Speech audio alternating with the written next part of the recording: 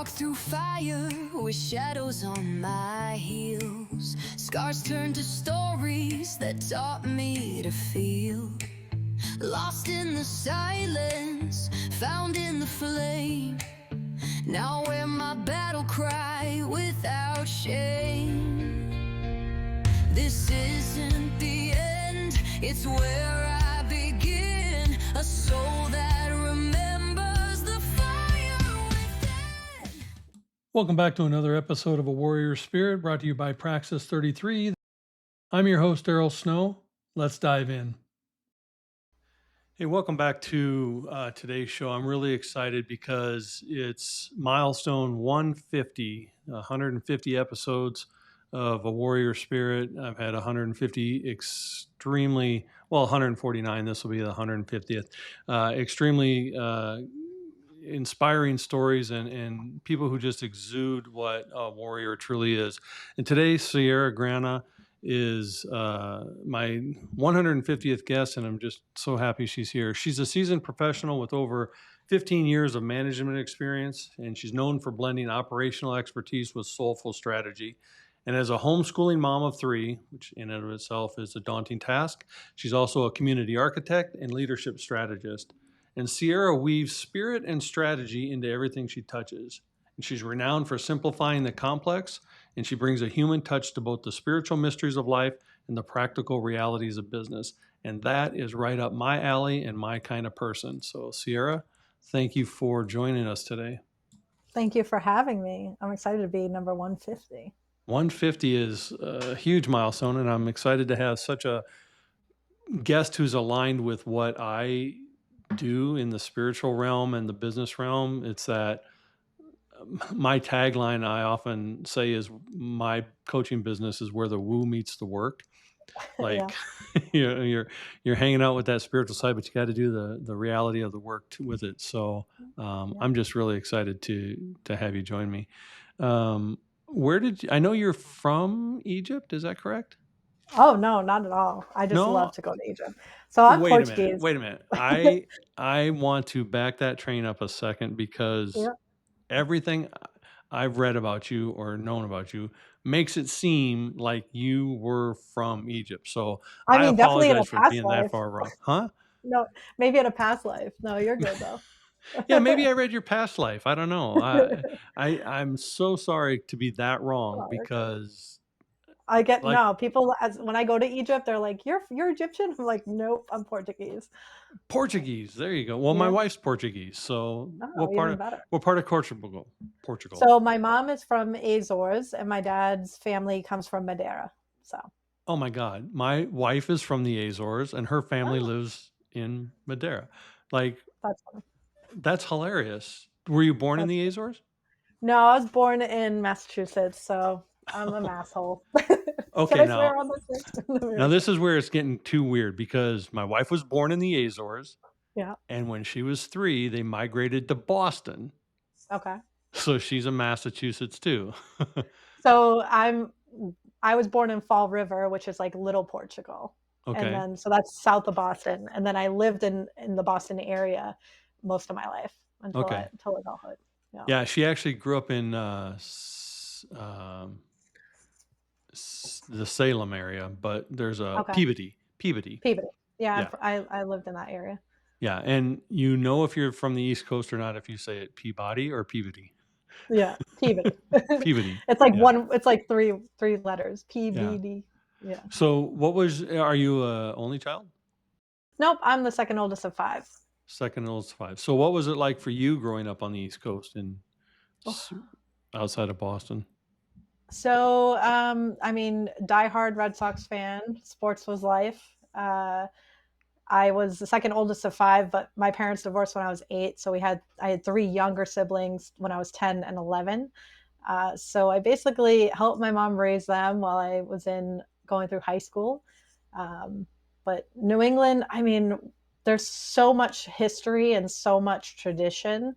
And I'm someone that breaks free of all of that. So it's quite interesting. I went to Salem a lot, the witch trials and all that stuff. And, to me, growing up in an area that's so culturally diverse, And then moving out of that, it was a culture shock to me that many people don't live the way that Bostonians do, where Yeah. it's like you can hop on, the T and get through the entire state or get out of the state. It's everything was so convenient, which I loved. We we live in Arizona, so she came out here 30 years ago, and same thing. And it's I've lived in Arizona 3 times now, so Mhm. I've traveled and lived all over the United States, but she lived in Boston and lived here. Mm. And she says the same thing. She hates the fact that there's no culture, there's no history, there's no, like, they don't even celebrate Christmas well here, let alone the 4th of July and all that other Yeah. stuff. So, where did you move when you found your lack of diversity? Well, I mean, so we moved to New Hampshire a few years ago. Then we moved down to South Carolina about 3 years ago, and then that's when I started to notice like the cultural difference, like a lot of not just cultural, but like the monetary, I'd say, or generational gaps of like poverty and poor, right? And that's when I started to like really look at the privilege of being a New Englander, I think it is. And then we moved out to Texas in March, and there's a completely different culture here. So I think my idea of lack of culture is just they have their own type of culture, and it's weird to be in the US, or the greatness of the US is there's different cultures, right? So like Texas, you got the Mexican and indigenous, and then like Texan, right? Hmm. Texan culture. And it's I love that we're exposing our kids to this too. So that's Yeah, I cool lived in Dallas for 7 years, and for you though. I grew up in the Midwest. So, growing up in small town Iowa, moving to Dallas was Mm, super culture shock for me. right. And like, I was in my early 20s, and it just amazed me that, like, why are the women dressing up to go to the gym? Like, what the Right. heck? Yeah, and you are either Texan or you are not, you Yeah, and know. we are not. We learned that. Which Yeah. which part of Texas are you in? So we're in Burnett, which is about an hour and a half, like northwest of Austin, I think. Oh, so I'm still you're trying like to right in figure it out. between Dallas and Yeah, Austin. we're in the Texas Hill Country, they call it. So we're on the Okay. lakes. Yeah. Okay. And what drove you to Texas? I don't know. This house came on the market. It was on the market for a while, and God dropped this bulb in my head and say, "Hey, check this out." And we originally were going to buy this because it is a vacation area. So our goal is within 2 years, flip it into a rental property. But we'll see. Who knows? We don't mind it here. It's a little boring for me, but it's nice to have that peacefulness. Yeah, well, from an East Coast girl who can just travel everywhere. I mean, you can go 5 states in 2 hours. So, Yeah. you can't you can't get out of Texas in 2 days. No, no. We learned that. I was like, oh my God. And everyone's like, my grocery store is about 35, 40 minutes away. So everything is like, oh my God, it's like a trip, right? You have to like plan, pack the cooler sometimes. Yeah. It's definitely teaching me a new way of living. Well, I know in your old way of living, you are extremely spiritual, you're Mhm. extremely intuitive, and you're Yes. extremely gifted in the realm of third dimension, fourth dimension. When did you, and at least I got that part of you right. Yeah. When did you discover that you had that ability? So for me, it wasn't a discovery. It was known. I've known this since I was 3 years old and capable of understanding that not everybody sees shadows or spirit or whatever. Um, I grew up in a very intuitive household. My mom is also has the gift of mediumship. My grandmothers, my aunts, they all had it was acceptable and open within the household. It was just not don't do this in public type of thing. So to me, it was just natural. I never thought it was anything different. I've always been able to read people really well. I had foresight, right? I vivid dreams, prophetic dreams. it was just natural to me. It never felt different. And then I started meeting people that didn't, right? Couldn't. And they were like, how do you know that? What's the, and that's when I started to realize, like, oh, this isn't like everyday life for people. So it was Oh, never something that I discovered.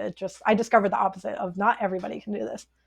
my wife had the same experience at 3 years old. She's very intuitive, very gifted. I look at it as a blessing and a curse because Mm-hmm. she can know things that she shouldn't know, Yeah. and she absorbs things that she shouldn't absorb. But in her family, she had to hide it. It Yeah. was not spoken about in her family. And so as a little girl, knowing things about these older relatives and people that were in the house was very hard for her because she couldn't have the freedom of expression. Right. So when you started, were you homeschooled or did you go to school in No, public I went school? to school. I was a public school girl. So when you were a public school girl, you probably found that's a little weird, a little odd. Yeah. Did I was in trouble a lot. for I doing what? talked too much. Talk Talking to me. way too much. Yeah. So did the other kids kind of embrace your gift? Because if you're a loud, outgoing person, you're probably not going to hide that much. I never like I said, I didn't really know it was a thing, right? Like I never to me it was just my natural like who I am. But it looked different, right? I wasn't sitting there talking to like people who weren't there. I was more of the kid that felt I needed to support kids. And I was like the confident. I was friends with everybody. I was somebody that other people felt comfortable coming to me. And I feel like I've always been doing healing work in some aspect. And it started in school. I was kind of the teacher, right? But the talking, it was because I was constantly trying to help other kids. I could feel something was wrong with this kid. So I talked to them and get them to laugh. And then I was in detention. But then I don't want to say I had an issue with authority, but I constantly um, found myself in trouble with the teachers who were, trying to control me in a way. And that's when I started my resistance to rules.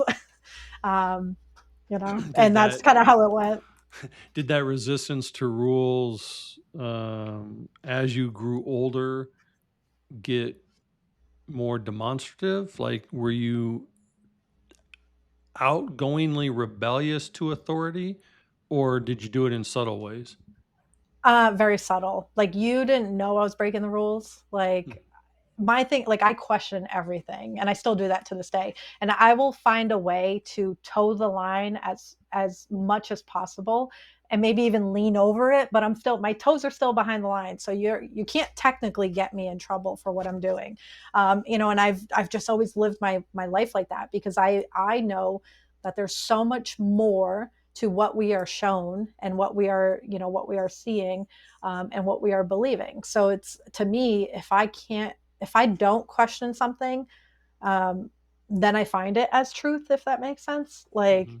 but if I am questioning, it's because it's wrong or out of alignment, right? Something here needs to be corrected. Is how I look at it. I used to have a saying with myself because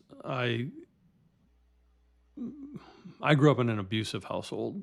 So my mom, I rebelled against her abuse a lot, but I was also the good guy. Like I was an Eagle Scout.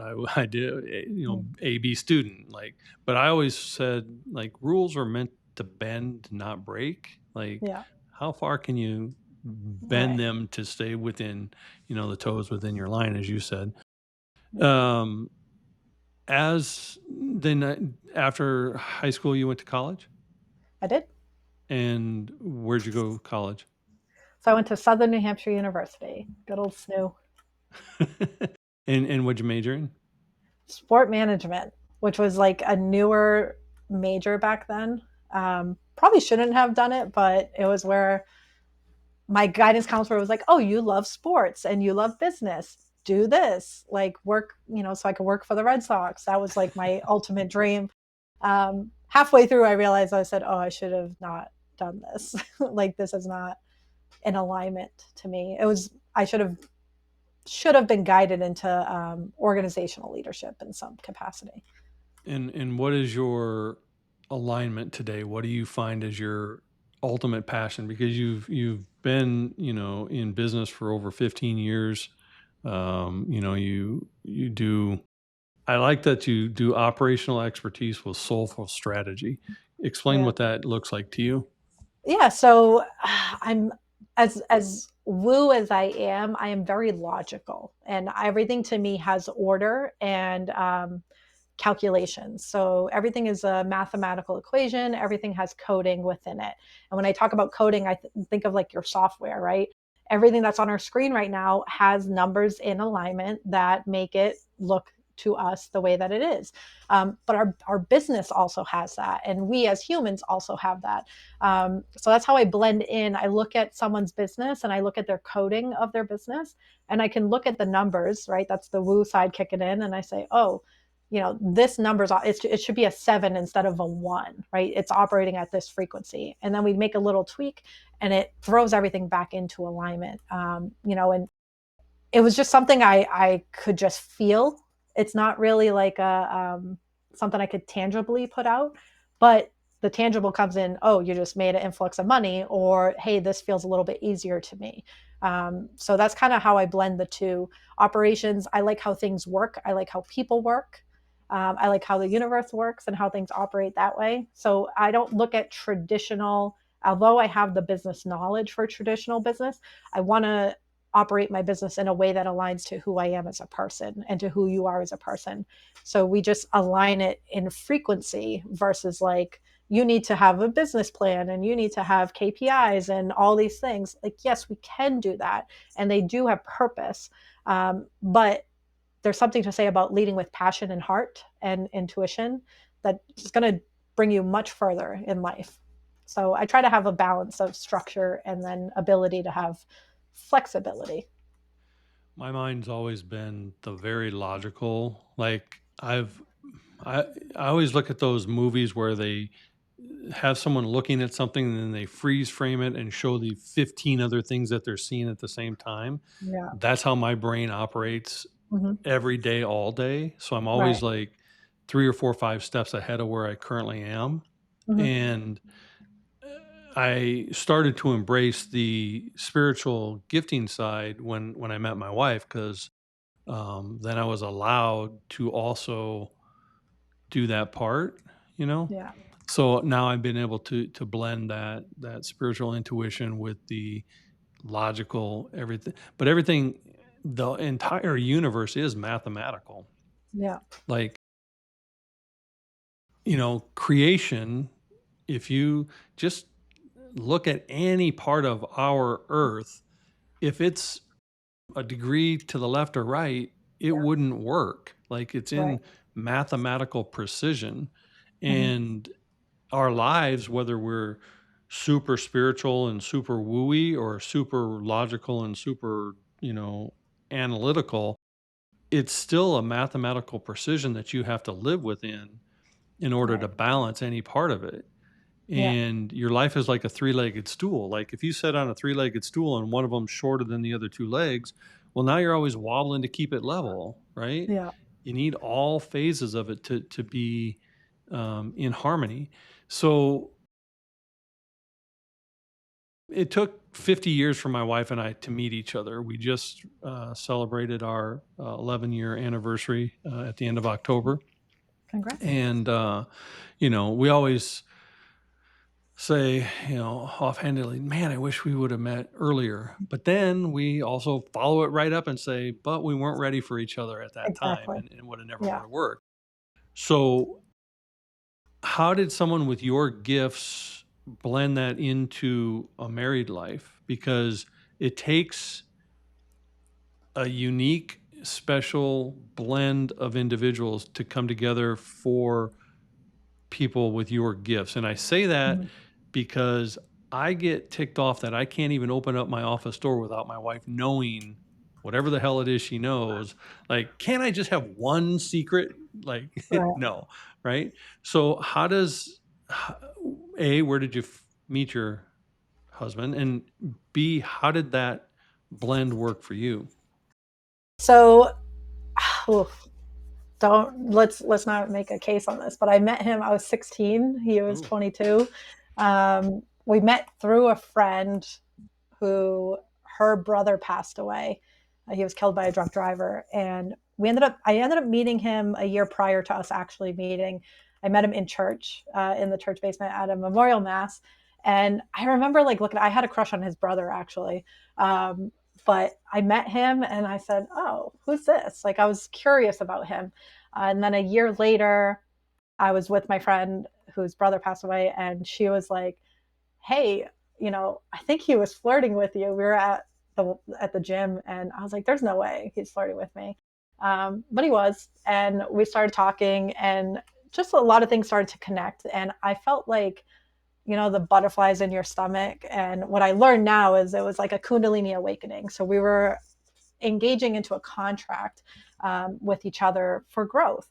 And I've been with him for 21 years now.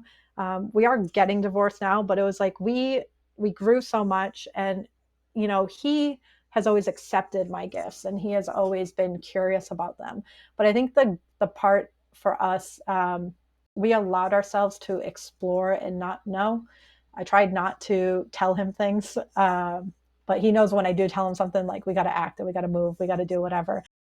So I've just learned to um, release expectations and allow for the connection to unfold. Because I think, a friend of mine said this to me the other day. He's like, I think there's romanticism in not trying to control and not trying to figure things out. And we aligned for the versions of ourselves that we were back then. And we're growing into a new phase of life, and he's growing in his own personal growth. And as we unalign to each other, I don't know, and it's like we're starting to see each other differently, and see, we went through a lot of, I don't want to call it a karmic relationship, but we went through a lot of karmic healing generationally, and then between ourselves. So I don't regret the relationship at all. And I knew, right? There was a lot of things I knew about our relationship, but I allowed it to be, because I figured this is life. This is, how I learn and how I evolve as a soul. He's not a horrible person. There's just things that he did that don't align to me, and things that I've done that no longer align to him. But we also created 3 beautiful kids, and they're our purpose. Us coming together allowed them to be. That's the calculation, right? Because if it was anybody else, I'd have different kids, and their purpose would be different. So bringing the 3 kids that we have together, it's still, they were made through love, right? They were made through God saying, "Hey, we got pregnant 9 months to our first wedding date, so we pushed it off a year." And it's like, what a blessing to get our oldest, and then having our last after a miscarriage. Again, it's just like the divinity that was in our connection. Just because it no longer is the way that it was, it doesn't mean that it wasn't purposeful. And that's what I hold on to, is like, he's going to be in my life as long as these kids are around, and we're going to have to just evolve in different layers and peel back layers and layers. We talk about it now, even with us divorcing. I'm like, if I do meet someone, they're going to have to like you too. Like, they're going to have to get along with you, because he's going to be we have a 2-year-old. So we at least 16 years, to have anybody come into our life, like they have to align to our family, because our family unit is still intact, just the marriage dissolved. And that's a beautiful gift that you guys are giving your family, is that even though Yeah. the relationship is dissolving, the family unit is staying together, and that is so Yeah. rare in the dissolution of a marriage. So, Yeah. that says a lot about both of you guys to be able to do that. I find it interesting you talked about karmic relationships, and I know that through my wife and I's healing journey, it's been karma based. But when she was in her early 20s, she was in Lisbon, and saw a shadow of a guy walking into a store, didn't even fully see his face. And she's like, "Oh, there's my husband." Yeah. And a few days later at one of the festivals, that Portugal is so famous for, uh, they were both at the same festival, didn't know each other, and he had come up to her and asked her to dance. And then they ended up getting married. Yeah. Like, you, those things are real, and you don't, Hmm. like, she didn't even see his face, Yeah. and she knew that whatever walked by, that was her future husband. Yeah. And they had a son, and we she and I were just talking about it yesterday. The whole purpose of your guys' relationship was so David could come into this world. Yeah. you know it didn't last as long as you wanted it to, and it wasn't there, but David is here because of it.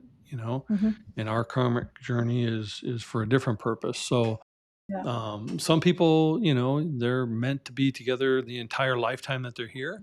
And Hmm. sometimes this is just one of the many lifetimes that they're going to be together. Yeah. So, It's funny. It's funny you say that because when I was 13, I dreamt of my three children, and they look exactly how they look now. And my husband came through the door in the hospital, which when I replayed it, having my third, I saw it, right? I saw him come through the door with my two older kids because I knew my kids were older when I had the third. Um, but I couldn't see his face, but I saw his build, and he had a firefighter outfit on. And now, his grandfather is actually was a firefighter, a Boston East Boston firefighter. So it, like, things unfolded into that reality, right? And it's like I was 13 and I knew that that was going to be my life. Um, and now, like, I still know who my divine partner, or how my divine partner feels. And that's why, like, I know that he's out of alignment to me, because I don't know who they are or what they look like. I can't see the face. Again, I can't see a face. I can see the shadow. Um, and I could feel them. But again, I think that's the beauty in allowing things to unfold, right? Like, God is in control of everything. And I always said Matt is my life partner. He's still my life partner. We're still going through life together, just, without conditions.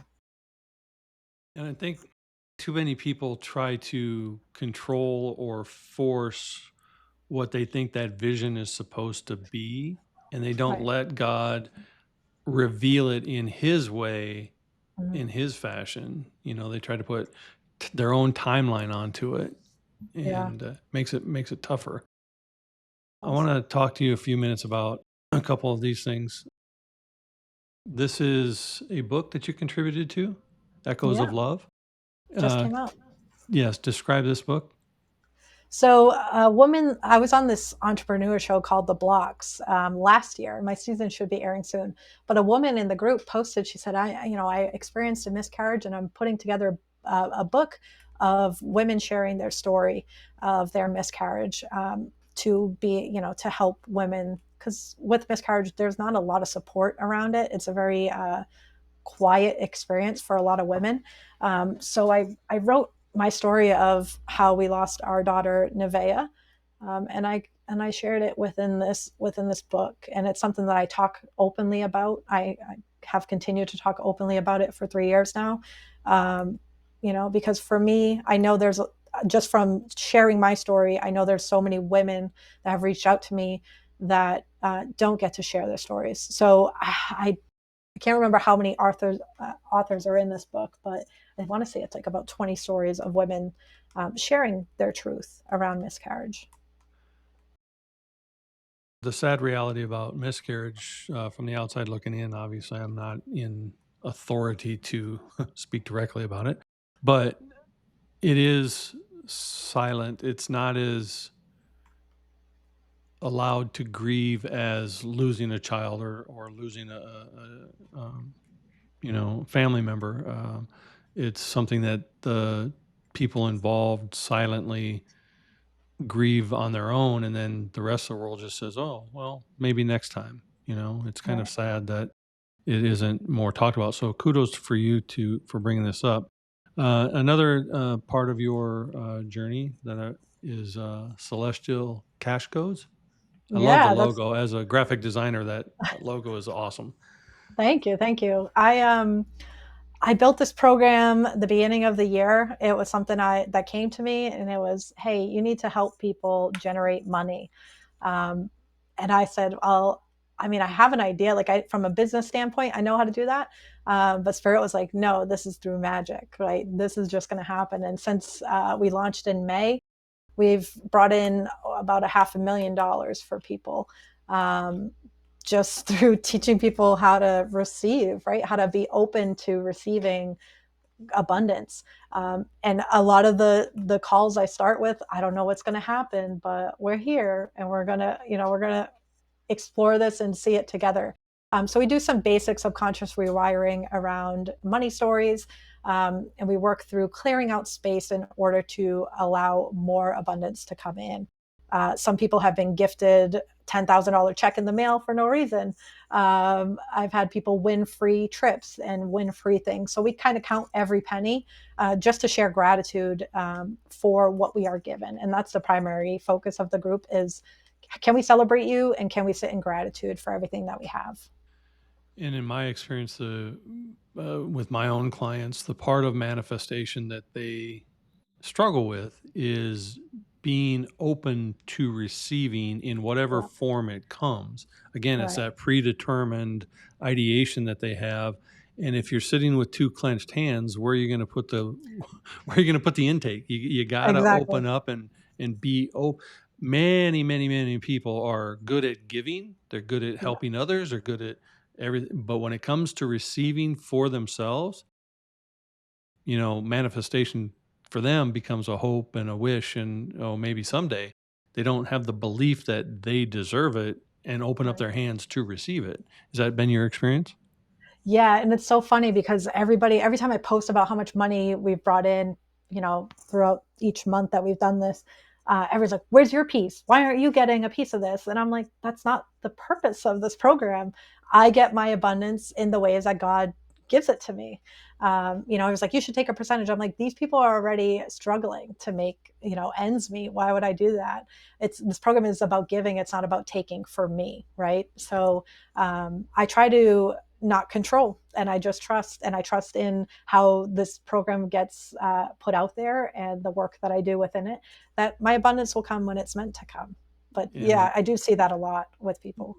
that's a very big key, is that your abundance will come when it's meant to come, because you're starting with service to others.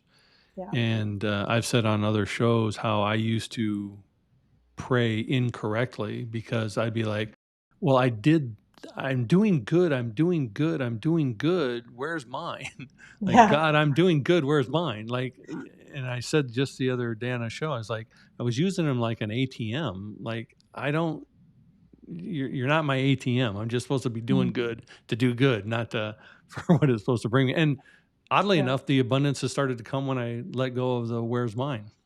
It's funny because I was doing that. Like, I was like, how am I doing this for them? Right. And I was like, it's not me. I had to snap out of that. Right. Because it was like everybody else's thoughts or words were coming in to me, and I had to work through discernment and saying that, like, I know inside, I know that that's not, this program is not how my abundance comes in.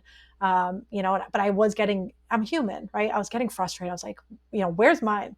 And then a friend of mine, good old Michael Faber, reminded me. He's like, sit in gratitude. He's like, don't you want your people to win? And I said, exactly why I'm doing this.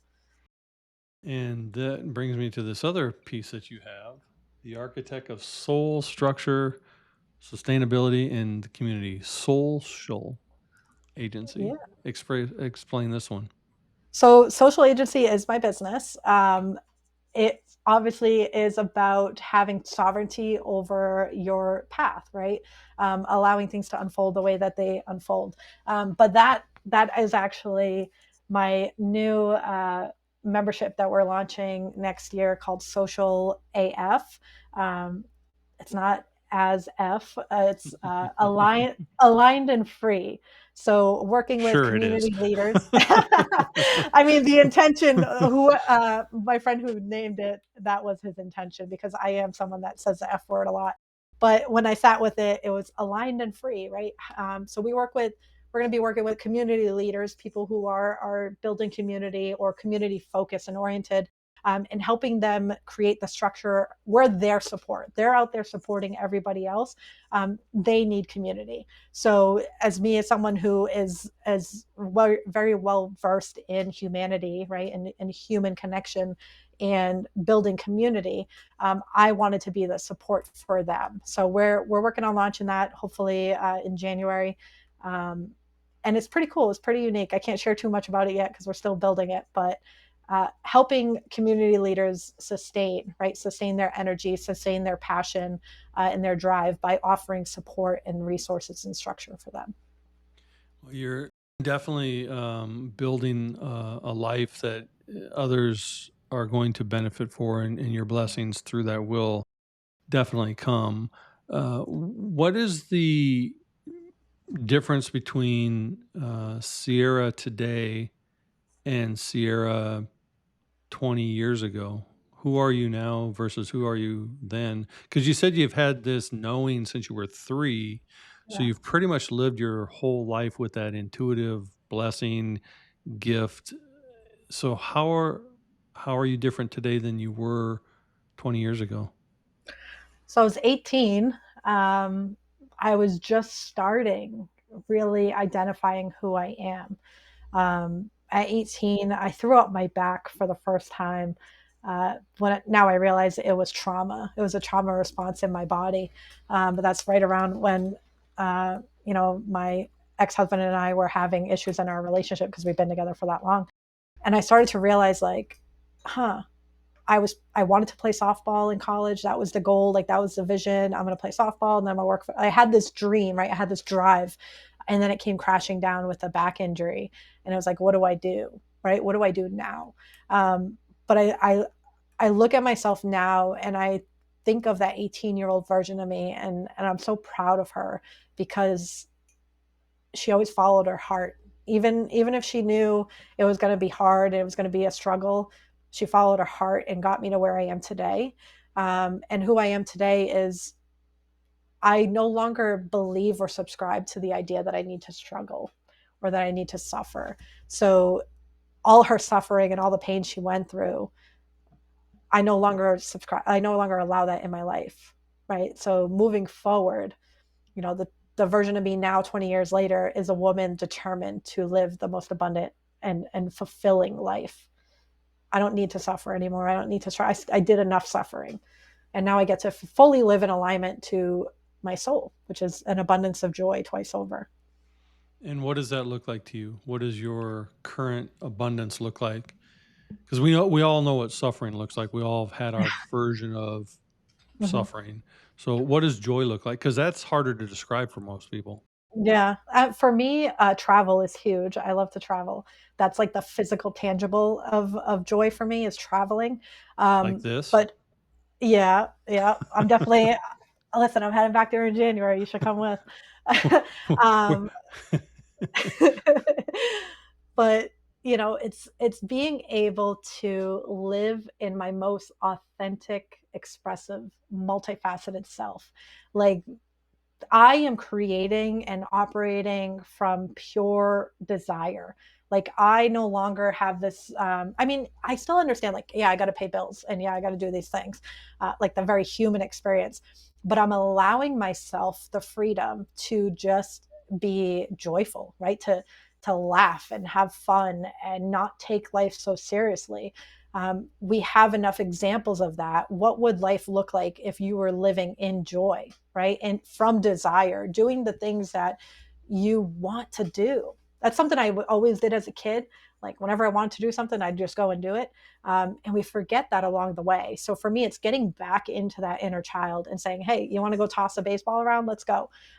You want to go down? You want to go down to the water? Let's go." Like, I'm allowing myself to just be, and to just be whatever emotion I'm in throughout the day, even if it's a shitty emotion. Like, I'm going to let myself go through it because that is what I signed up for. I signed up to be human, and that's kind of where I'm at.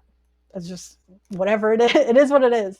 How much of that came from your actual journey and growth and knowledge that that's how life should be lived? We should live like I'm so like I'm 60, so I'm the get off my lawn guy. I'm like right, but I also know that life is meant to be lived with joy and happiness, and we're not designed to grind it out 24/7 and then wait for someday to Mhm. retire to enjoy the life we're living. Supposed to live it along the way and enjoy it along the way.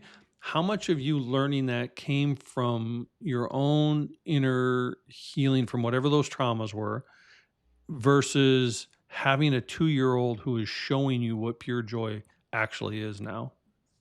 So I actually was just talking to a client before this call about that. I was like, why are you waiting around to be 65 and retire and then experience life? And I knew at 30, that's when I leapt into entrepreneurship full time. I said, I can't live like everybody else does. But my 2-year old in human design is this kind of like a astrology natal chart. Human design is kind of like your purpose, what you're here, how you operate. And my 2-year old is a reflector, which is 1% of the world's population is that type. And so she is a mirror, right? Like she a reflector. They just mirror everybody around them. And I'm a generator, so I create energy. But my incarnation cross is vessel of love. So I am supposed to just be this vessel of love. And when I look at her, I feel my love that I give out into the world. And I look at her and I just say, wow, this is a gift that you're bringing to this world. Like, how special are you? And she has shown me just by existing, right? Yesterday we went for a walk and she's playing with a stick in the mud in the puddle. And I was just like, everyone's like rushing her on the walk. And I was like, let her play. What are we rushing back to go sit on the couch? Like, she's fine. All right. And I think that's what it is. It's like we get so lost in the go mode that we forget how powerful the stillness can be and how powerful it can be to just play in the mud, right? Play in the puddle, get dirty. We're trying to really raise her in that, not like she hasn't been really into religion. She hasn't been indoctrinated into schools like daycare, none of that stuff. She is free, and to watch her grow and be unrestricted almost, it's like we would be such incredible. I mean, we are incredible human beings, but we would be that much more incredible if we allowed our sovereignty. And that's what social agency is about. It's keeping you in your, or putting you back into your authentic sovereignty of God brought you here for a reason. What is it? Yeah, go live your purpose. As a sports person, you'll appreciate this. I grew up in the Midwest, so the Minnesota Twins were, our local team. And Joe Mauer, you're familiar probably as a baseball fan who Joe Mauer was. He's a Yeah. Hall of Fame catcher for the Twins. But he tells a story of when he was younger with his brothers and they were out wrestling on the grass and his mom came to the door yelling, you're stop doing that. You're going to get your clothes all dirty. You're going to ruin the Yeah. grass. Stop doing all that. And his dad turned to his mom and said, let them play. Are we raising boys or are we raising grass? Like he had that automatic discernment of Yeah. you just got to let them, enjoy life. And Yeah.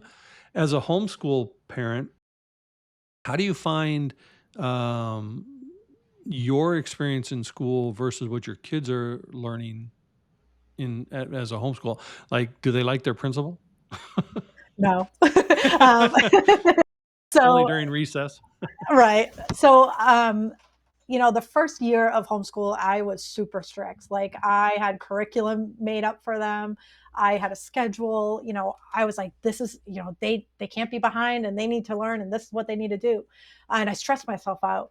And it was, right after our miscarriage too. So it was just doing too much. And my friend gifted me the phrase like, you don't need to do anything when you're homeschooling. And I was just like, what do you mean? She's like, everything is homeschooling. And I said, all right. So the second year, we allowed them to kind of lead and do what they wanted to do. And we put them into like a nature school once a week. And we started to see all of the ways that they were learning. But the thing is, like, they were learning more emotional intelligence than anything. And now we're on, I think, year 3. I don't even know. And like, my kids are cooking and they're doing dishes, and my oldest teaches the youngest. Like, she taught herself crochet and made a business out of it. So for me, I look at things and I'm like, I needed this as a kid because I was creative and I was constantly moving. I had too much energy. So sitting in school did not have benefit to me besides the social aspect. That's all I needed. And to watch my kids mature so quickly with homeschooling, because a lot of the homeschool kids that have been homeschooled forever are so emotionally mature, like more than I am. And I was just like, whoa, and it's like, I wish that, I know it's not financially feasible for everybody. I mean, it's really not for us either. But if you can gift them that, like if you have the ability to homeschool, I highly recommend it because it teaches you so much more about what is necessary in life. Like they play. Like my son will play video games all day. If he wants to go and be a video game engineer or whatever, like so what? Like he's finding things that he loves, and he could do math so quickly, like not the way that they teach in school. And I just look at him like, how'd you figure that out? And we allow them to figure life out. And that's what I think everybody needs, is like, you can mess up and you can, fail. That's the best teacher. So we allow them the freedom to, they lead themselves, they guide themselves. We have textbooks. In Texas, you don't really have a lot of guidelines. South Carolina was a little more strict, but every state's different. But here we have a lot more freedom. So it's really nice to like let them explore and expand into their interests versus like sticking to curriculum. I have a couple friends who sold their houses and bought RVs and took their kids, and they do homeschooling RV life, and Yeah. everywhere they go is a lesson. Yeah. And they say the same thing that you did, that their kids are more emotionally intelligent, more social interactive, more, and people think, oh, homeschool, you're going to have less of that, Yeah. but you get away from the bullying and you get away from the, oh, you got to sit 8 hours. Not only you got to sit 8 hours and shut up, you have to sit 8 hours and then go home and sit 2 more hours to finish the work that we didn't give you during those eight Yeah. hours. So they Right. train you how to be a corporate slave, because that's what Yeah. you're going to do when you graduate, versus Right. being a self thinker, which is what you're going to do in life, Yeah. right? And it's funny because like Rockwell made schools for that, didn't he? Like schools were Hmm. made to train people to be in corporate and or to robotic, right? And for me, I think we're going to start to see that shift as a collective. I see us really getting into untraditional schooling. There's a lot of homeschool pods. There's a school here in Texas that she just got chartered. They do AI, so they have like 2 hours of work with like AI, and then it's experiential, which is something that I've been looking to build here too, where they're going and building a business or they're doing this. And for me, I'm very big on like home skills, like really understanding, here's how to meal prep, here's how to eat, healthy foods.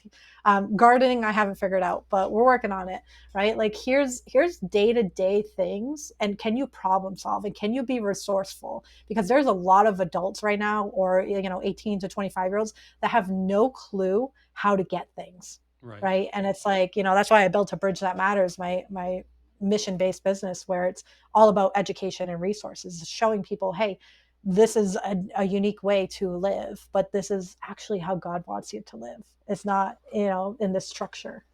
So when someone, client or no client, they come up to you, and because you're a very fascinating, in-depth woman, which is exactly right up my alley. I love people who have, oh, the sky is blue. No, the sky is, we're going deeper, right?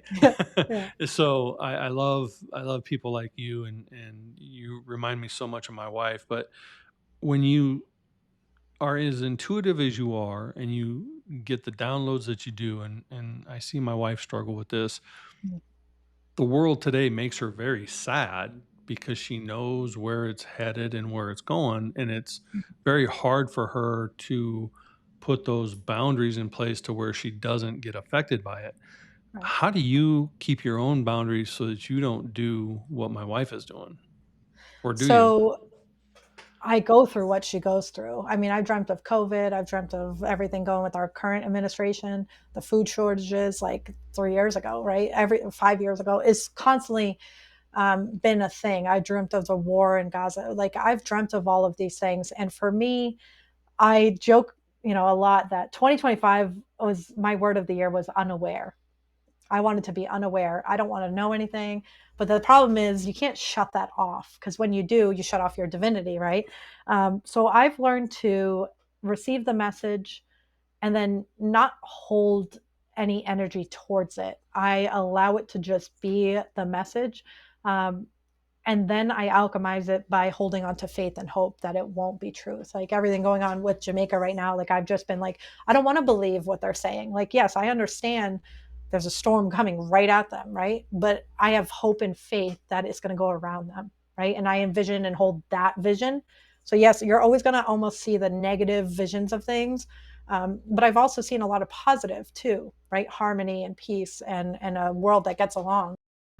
There's timelines everywhere, and it's within us. What are we going to create? What are we going to hold? So I focus on what can I do and how can I do it the quickest way possible to get it out there. And that's why like I have celestial cash codes where I'm, putting money back into rotation. I have a bridge that matters where it's like, hey, here, what did you do? How did you get to where you are? Let's share that with people. So it's creating the story that we want to have and the one that we want to live. And for me, it's like, loving on my kids and loving on people and just being the light is what all we can really do because the world is full of darkness too. So, what do you want your legacy to be? That's a big question I've been like asking myself lately. Um, I want to be known for doing the things that nobody else would do, because it meant that I'm living in alignment to my soul, right? I'm not here to live like everybody else. And you're not either. But if I could inspire and move an entire generation into alignment with God's love and the original creation of earth, like why earth is here and why we are here to experience it. It's because God loved us or loves us, right? Loved this world enough to create it. And we're the ones destroying it. So I think if we can just shift, if I can just spark a little bit of joy and a little bit of love into some people, hopefully that ripple, hits. So it's just kindness, just being kind to people. That's my legacy. Well, you're so far doing a great job of that, and it's been a thrill having you here. We're both part of the Prospera TV network family, and your show is coming soon. What will it be entitled? Bring it to the table. So multi-generational conversations about hard topics. And I hope you go deep and not just the sky is blue on that. And Definitely. we look forward to seeing it on Roku and all the Prospera Network applications. So thank you for doing this with me today. I adore your energy and who you are. And you mirror my wife. It's like having a conversation with her. So I appreciate all of that. But thank you for being guest 150, and thank you for the light you bring into this world and all that you do, and many blessings upon you and your family. Thank you. Appreciate it. And if you'd like to connect with Sarah, you can do so on her website at soulcalagency.com and on her social platforms, Facebook, Instagram, and LinkedIn. And as always, thank you for joining us on this edition of A Warrior Spirit. We're now on all the major platforms as well as Roku via the Prospera TV app. So be sure to like or subscribe to catch all the episode. And as always, the journey is sacred. The warrior is you. So remember to be inspired, be empowered, and embrace the spirit of the warrior within. It's not just about the fight, it's how we rise from it.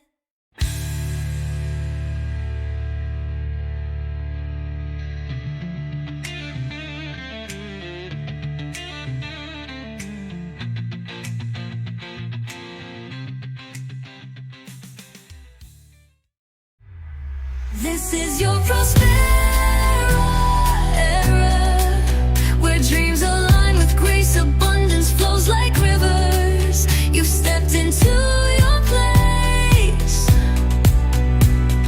Rise, reign, and remember, you were born to shine. Welcome to your moment, Prospera, it's time. We hope you enjoyed today's show on Prospera TV Network. Make it a point to visit us on YouTube and catch all your favorite shows anytime you want. Interested in hosting a show of your own? Or advertising your business on our network? Contact Elena Rodriguez.